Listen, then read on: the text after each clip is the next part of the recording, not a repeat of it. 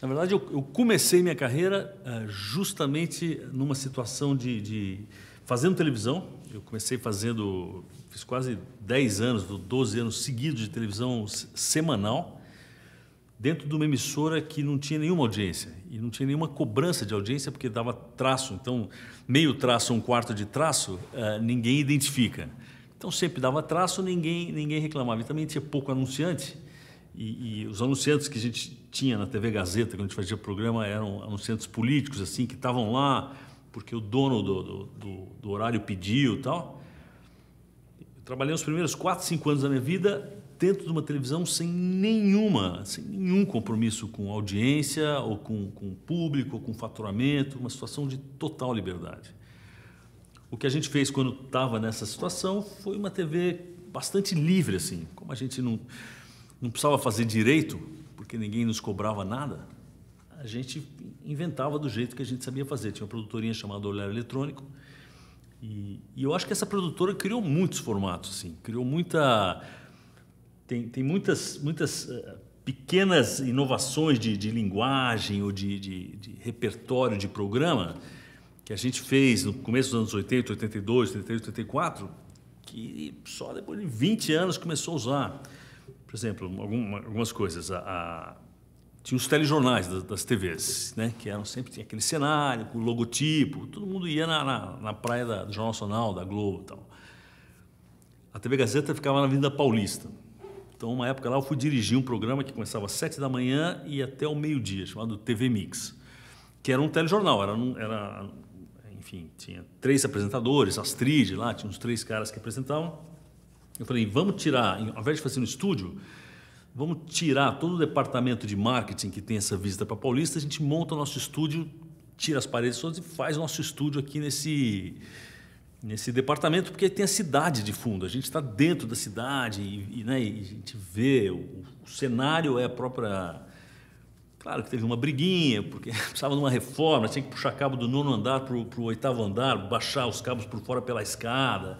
Os caras queriam me matar lá.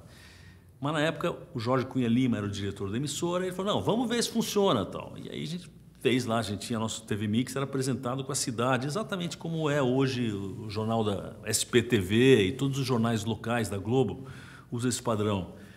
Tinha uma outra coisa que a gente começou a fazer também, que é, na hora de fazer entrevista, não fazer nos anos 80, quando você fazia uma entrevista, você tinha lá o cara falando, na hora que você fazia o corte, no jump cut, você punha um insert de alguém olhando, do repórter fazendo assim, era o padrão. E era um absurdo não fazer isso. A gente começou a fazer os programas e revelar o jump cut, revelar o truque da televisão no programa de televisão. Então, você assistia a televisão, se eu editava a fala do cara, o espectador via que o cara, é claro, era facílimo pôr um band-aidzinho ali e disfarçar. A gente achava que era bacana mostrar o processo de como está sendo feito aquele troço.